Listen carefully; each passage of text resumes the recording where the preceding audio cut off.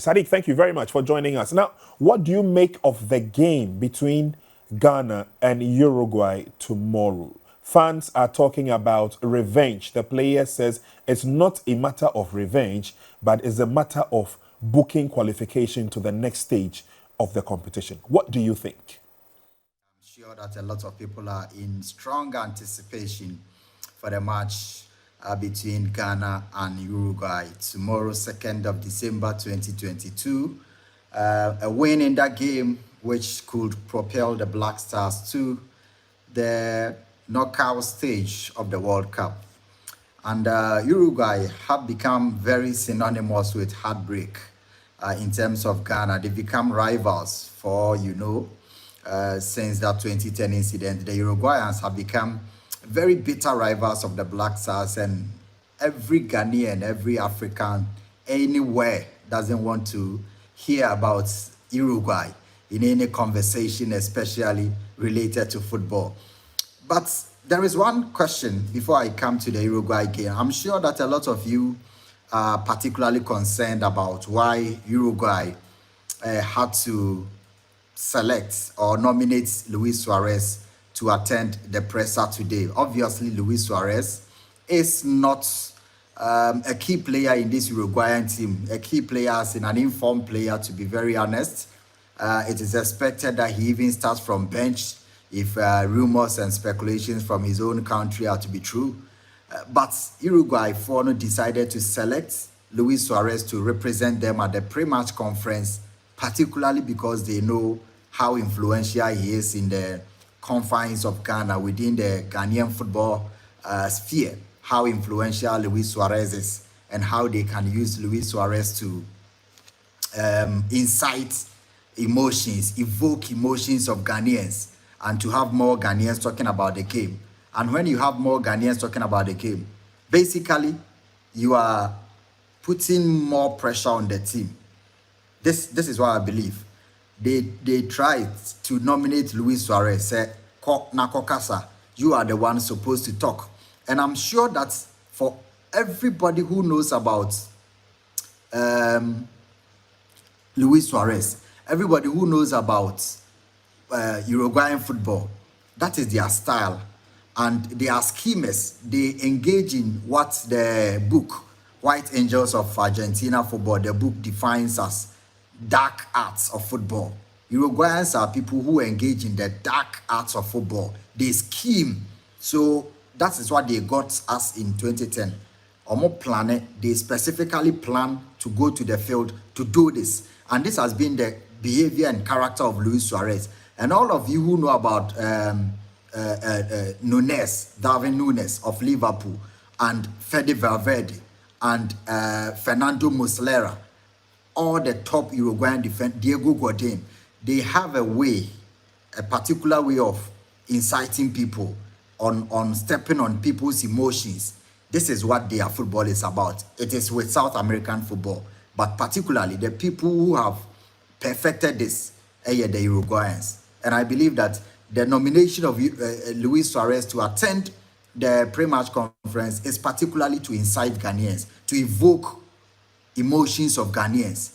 Attention will be on the game. Once there is attention on the game, then the Ghanaians will be under pressure to revenge. Revenge what? One, Luis Suarez doesn't owe any Ghanaian an apology. This is something that we must all keep on emphasizing. Luis Suarez doesn't owe any Ghanaian or African an apology. Luis Suarez played for his team. And football is about winning. Football is about helping your team in any possible way to win, legally or illegally. Legally, you win. Illegally, if you are caught, you get the punishment for that. And if your team still goes ahead to win, you've won. That's why there are players, apart from Luis Suarez, there are so many players who have cheated in a game.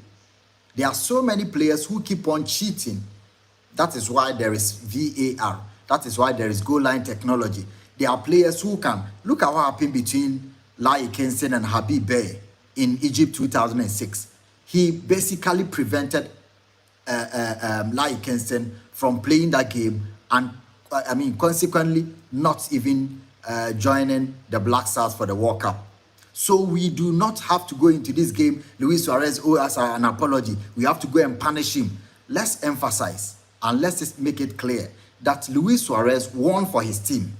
Every other Ghanaian who is passionate enough would have done same or even worse of what Suarez did. So if we do not stop this, Luis Suarez owes us an apology. We have to punish Suarez. Suarez is not a key player in this team. We are going into this team to play against the likes of Bentancur. We are going to play against Fede Valverde, Darwin Núñez. These are the players that we should be concerned. Suarez is still dangerous. But we are going to play Uruguay. We are not going to play against the Uruguayan side of 2010. And for that fact, we need to revenge. There is no revenge anywhere. If we go into that game thinking of revenge, Ghanaians will come out of that game more bitter than we did in 2010. Because we have the upper hand. We have our work cut out for us. If we are able to draw against Uruguay, we stand a very high chance of progressing to the next stage of the World Cup. There's one popular saying that I always want to repeat. We don't go into a football match saying we are going to do a miracle. If you know that you are going to do a miracle, then it's not a miracle. Miracles are things that are not planned. Miracles are things that are supernatural. There are things that seem as an upset. There are things that is not taught. So if you are going into the game knowing that you are going to cause a miracle, then it's not a miracle. It is destined to happen. So we do not have to plan and say we are going to revenge against Uruguay. We are going to inflict a painful revenge. That will mean that you already know the results of the game, which we do not.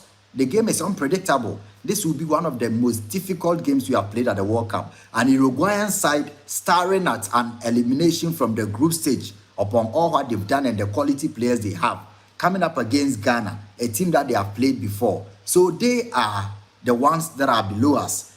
We are superior. They are inferior in terms of the points accumulation. So we do not have to go into the game playing to the mind games of Uruguay. We don't have to.